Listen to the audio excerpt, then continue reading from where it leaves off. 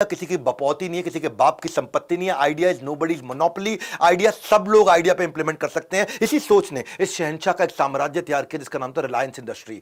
आज इनकी 8 स्ट्रैटेजी दूंगा मैं, एक के बाद एक 8 पावरफुल, ऐसी कि ढक्कन खोल देगी। इनका नाम था धीरज लाल हीराचंद अंबानी।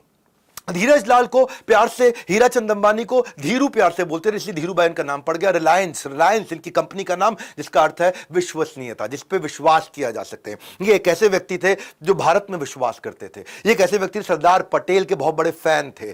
जब जिस समय थे वैसे कमजोर परिस्थिति से, जो उनके पिता थे टीचर थे, परिवार बड़ा था, सैलरी कम थी पिता की, 5 भाई बहन जिसमें तीसरे नंबर पे आते थे, फाइनेंशियल कंडीशन खराब थी, शुरुआत से ही बिजनेस में तेल भजिया बेचने में लग गए थे। लेकिन साथ साथ इनके अंदर भारत को आगे बढ़ाने की जो भावना थी वो तब पता चली जब 1947 में भारत आजाद हुआ।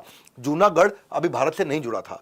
15 अगस्त को जूनागढ़ भारत का हिस्सा नहीं था, नवंबर में जाकर के बना। पर सरदार पटेल के इतने बड़े फैन 15 अगस्त को झंडा फहरा दिया। जूनागढ़ स्टूडेंट यूनियन का सेक्रेटरी होने के कारण नवाब ने उनको जेल में भी डाला था कुछ दिन के लिए। कहानी को थोड़ा आगे बढ़ाते हैं, फास्ट फॉरवर्ड, अभी 17 साल के हो चुके हैं और एक दिन इनके पिता, उनका नाम था हीराचंद अंबानी, उन्होंने अपने पास बुलाया, बेटा धीरू मेरी बात सुनो। धीरू, अब मेरी ना तबीयत ठीक नहीं रहती है, मैं जानता हूं तुम आगे तो पढ़ना चाहते हो, तुम्हारी पढ़ाई में बहुत मन भी लगता है, तुम व्यापार भी यहां करने में तुम्हारी बहुत इच्छा रहती है, लेकिन अब परिवार को तुम्हारी जरूरत है। यमन नाम का एक स्थान है जहां पे हमारी करेंसी के मुकाबले तुम बहुत ज्यादा पैसा कमा सकते हो। अभी धीरू भाई 17 साल के थे, इन्होंने उनको कन्विंस कर लिया कि तुम यहां से चले जाओ, अपने बड़े भाई के साथ चले जाओ, बड़े भाई तुम्हारी वहां नौकरी लगवा देंगे। और बड़े भाई इनके थे रमणीक लाल। रमणीक लाल ने उन समय इनको 300 रुपए महीने की वहां जाकर के यमन के अंदर नौकरी भी लगवा दी।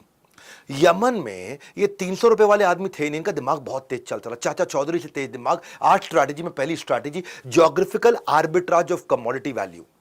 छोटी उम्र में ही पूत के पांव पालने में दिख जाते हैं। ये इनकी पहली वहां पे बहुत बड़ी कमाई हुई। यमन में नौकरी के साथ साथ ये सब चीजों को बड़ा ध्यान से ऑब्जर्व करते थे।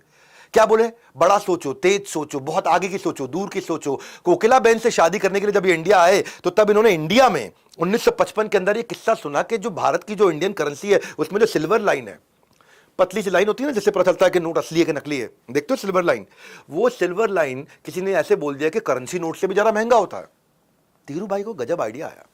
यमन में उस समय क्या स्ट्रैटेजी बता रहा हूं आपको मैं, ज्योग्राफिकल आर्बिट्राज ऑफ कमोडिटी। वहां जो सिक्के होते थे यमन में, वो रियाल कॉइन्स चलते थे और वो चांदी के होते थे।